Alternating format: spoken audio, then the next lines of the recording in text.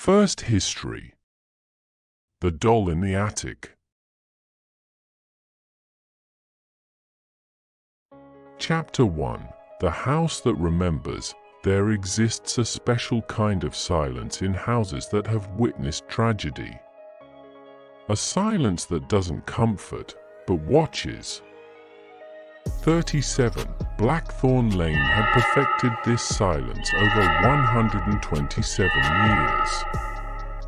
When the Carter family arrived with their moving trucks and hopeful smiles, the house didn't stir. Not yet. It waited until little Lily, the fragile 8-year-old with wheat-colored hair, stood alone in the upstairs hallway. That's when the house exhaled a warm, lavender-scented breath from the attic door that hadn't been opened yet. The previous owners, the Wilkersons, had left behind clues they didn't mean to. A medicine cabinet still stocked with sedatives. Scratch marks inside the linen closet. And in the basement, a child's tea set arranged in perfect order, except for one cup placed deliberately upside down. Chapter 2. Bella's Awakening. The doll called Bella didn't reveal herself all at once. First came the small kindnesses. Lily's nightmares ceased. Her stutter disappeared. Then came the gifts, a perfect white feather on her pillow. A dried rose in her lunchbox. Only later would they find these were the same gifts given to Elizabeth McCormick, the girl who had lived and died in Lily's bedroom in 1913. Bella preferred the shadows. She would sit just beyond the lamplight's reach, her glass eyes catching fragments of illumination like a cat's. Sarah Carter once counted Bella's eyelashes and found 13 on each lid, an impossible number for a manufactured doll. That same night, Sarah dreamt of a woman weeping over a tiny coffin, stitching eyelashes onto something that shouldn't need them. Chapter 3. The sharing. Lily began leaving gifts for Bella in return. Half-eaten apples turned up beneath the attic stairs, their bites too small for Lily's mouth. Her crayon drawings showed 2 girls holding hands, one with yellow hair, one with black. Most disturbing were the tea parties where Lily would tilt her head as if listening, then laugh at jokes no one else heard. Bella says you don't love me, Lily told her father one morning, her voice carrying an echo that shouldn't have been there. The temperature in Lily's bedroom dropped exactly 13 degrees every night at midnight. The cold clung to Bella like a second skin. When David finally tried to remove the doll, every mirror in the house fogged over except one, the antique vanity in Lily's room, where something wrote "Smine" in the condensation with a tiny, delicate finger. Chapter 4.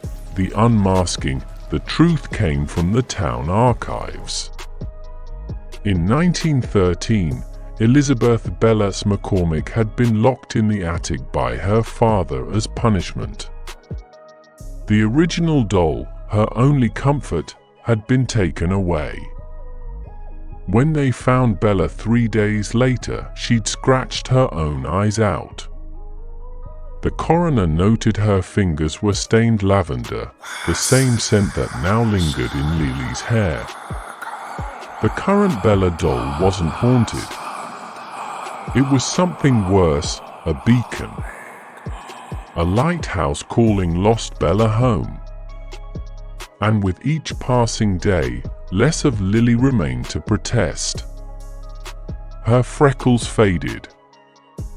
Her voice developed a lilt no one could place. And in every family photo, her shadow began to show 2 heads. Chapter 5. The Choice. On the final night, the house gave the family a choice. They could flee and leave Lily behind, or stay and become part of the story forever. As they packed the car, Lily stood in the doorway holding Bella. She says not to worry. Lily smiled. There's already a little boy coming next month. His name will be Thomas. The last thing they saw as they drove away was Bella's hand, impossibly, waving goodbye. If you listen very carefully tonight, between the tick and the tack of your own home's quiet, you might hear the creak of unused attic stairs. Might catch the scent of lavender where none grows. Might see, in your peripheral vision, two shadows where only one should be. Bella is always looking for new friends. And she does so love to share. If you dared to watch until the end, if you sat through every whispered secret of Bella and Lily, then prove your courage. Like this video if you made it through the night. Subscribe if you want to meet the other lost children waiting in our stories. The bell? Oh, you'll want to ring that too, unless you enjoy being startled when our next tale arrives unannounced. And tell me in the comments, would you have left Lily behind? Or would you have stayed to play with Bella? The doll is listening, and so are we. Sekong history. She prefers when you say her name. Hollow.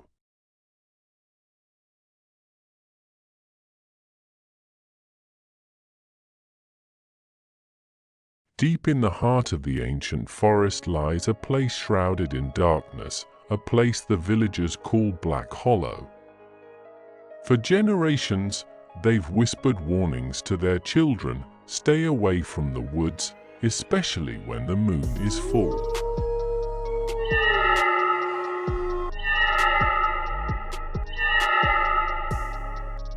But curiosity has a way of leading us into the unknown, and sometimes into danger.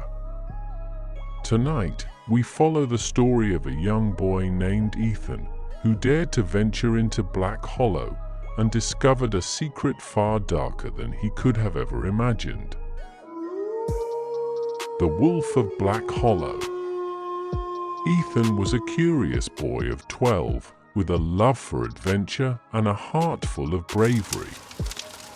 But his village was a place of superstition. The elders spoke of an ancient curse, a spirit that roamed the woods, taking the form of a monstrous wolf. They called it the Wolf of Black Hollow.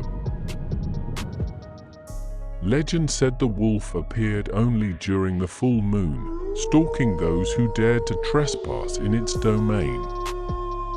No one who entered Black Hollow at night ever returned, except for one man, Ethan's great-grandfather. One rainy afternoon, Ethan found something hidden in the attic, a leather-bound journal, its pages yellowed with age. It belonged to his great-grandfather, a man who had vanished decades ago under mysterious circumstances. As Ethan flipped through the pages, he uncovered a chilling truth. Ethan exclaimed, "The wolf is not just a beast, it is a spirit bound to this land by an ancient curse.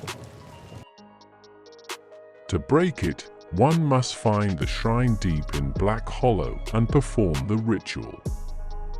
But beware, the wolf will not give up its power easily." Ethan's heart raced.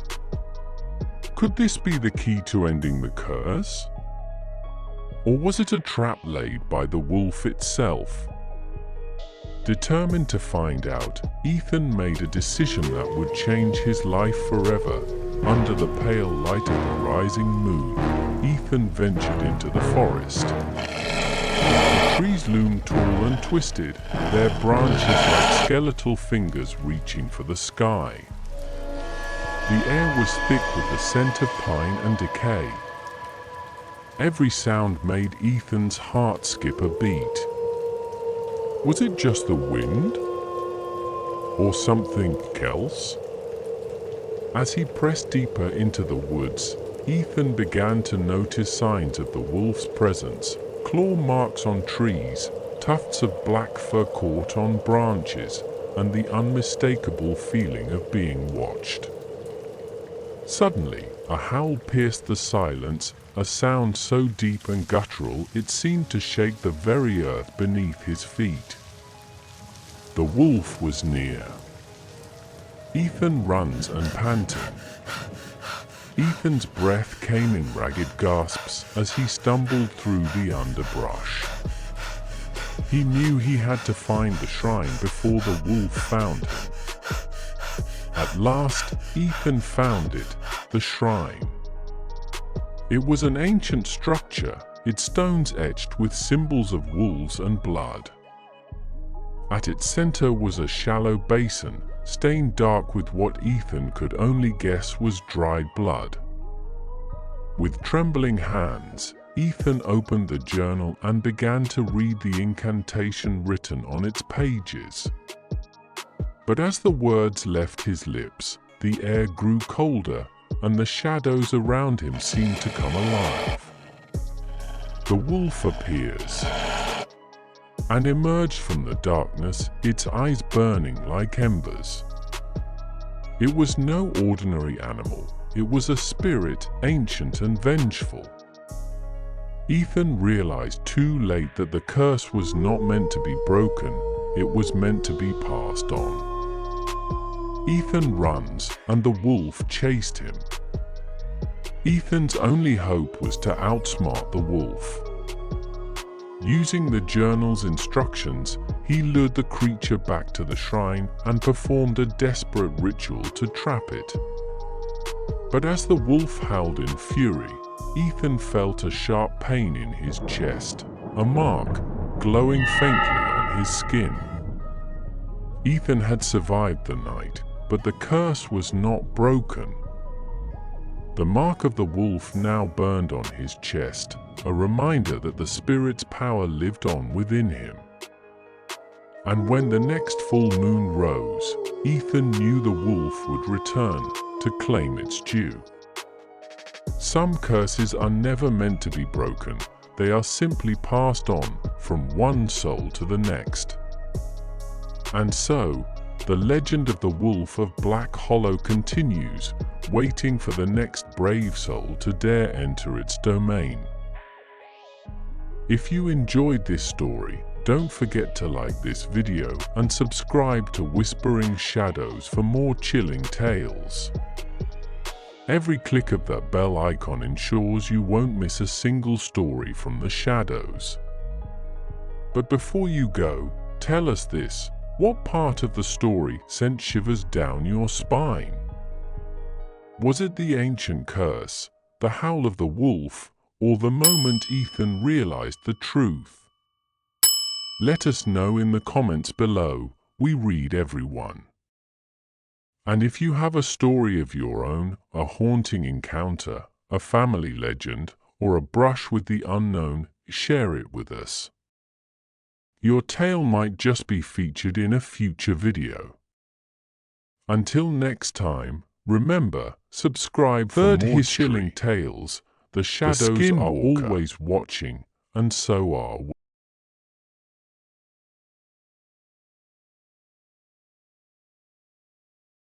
London Bridge isn't falling down, dear listener. It's learning to scream. In the summer of 2023, night watchman Eli Hart recorded something that shouldn't exist near Shad Thames. Listen closely to this enhanced audio.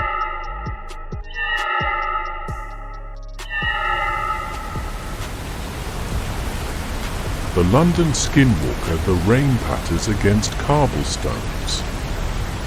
Distant Big Ben chimes 2:58 a.m. A muffled scream echoes down an alley, abruptly cut off by wet tearing sounds. Listen. That sound you just heard? That wasn't a fox. Not a drunk tourist. Not even an animal at all.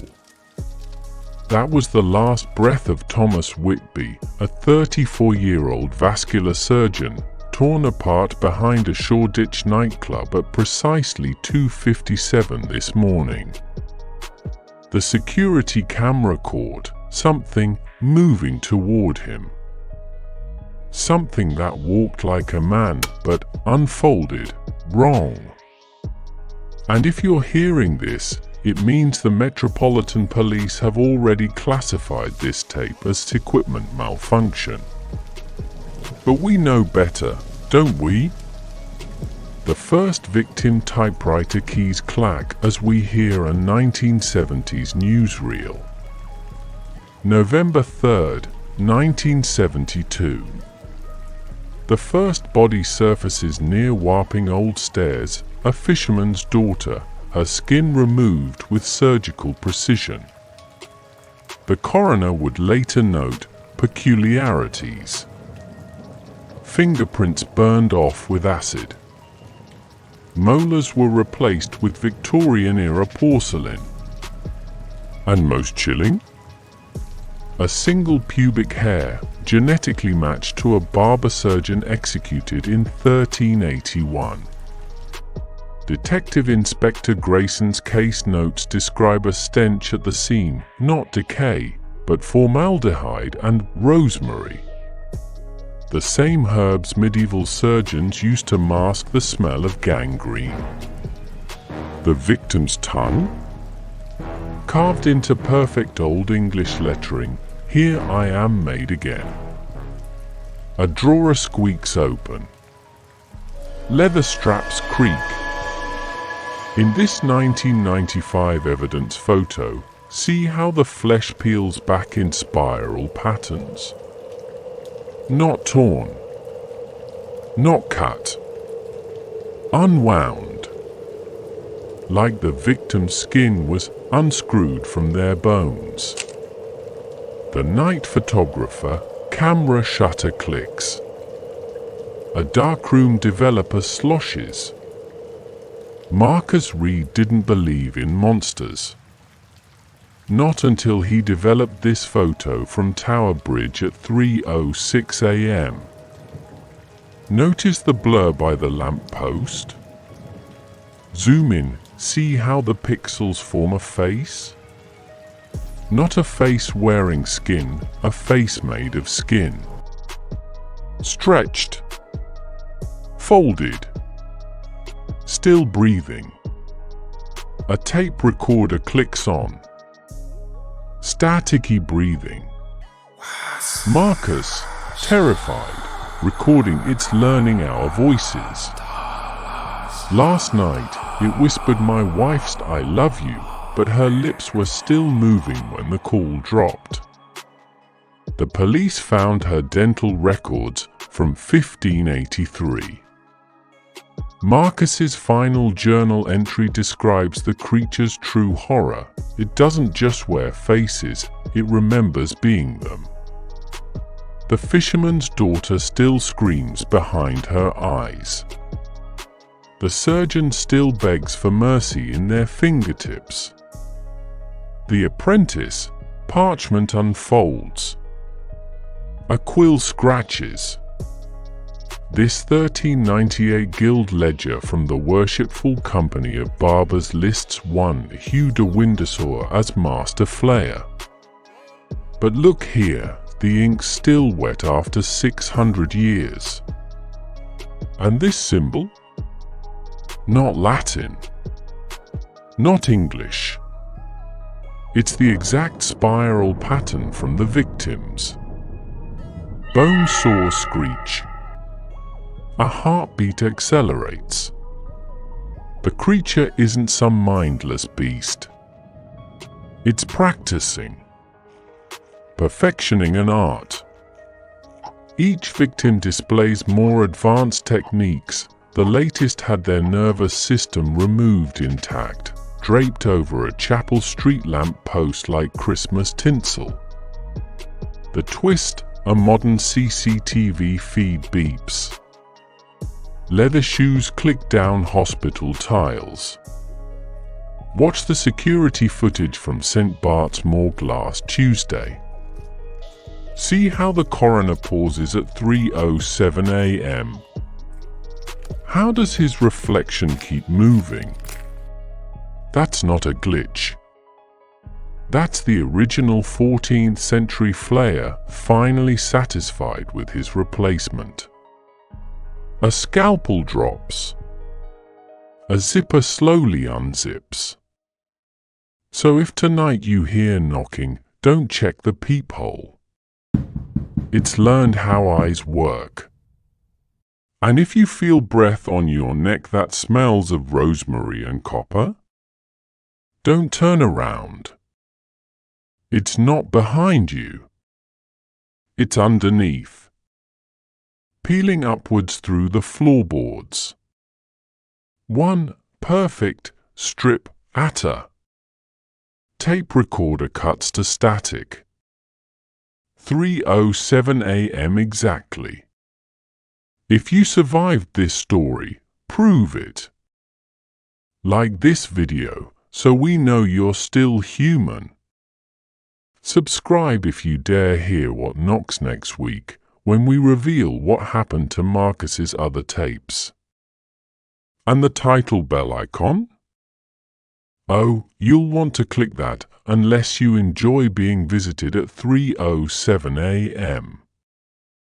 Now, look at your screen's reflection. Count how many faces appear behind you. Then tell me in the comments, would you burn the evidence or try to learn its secrets?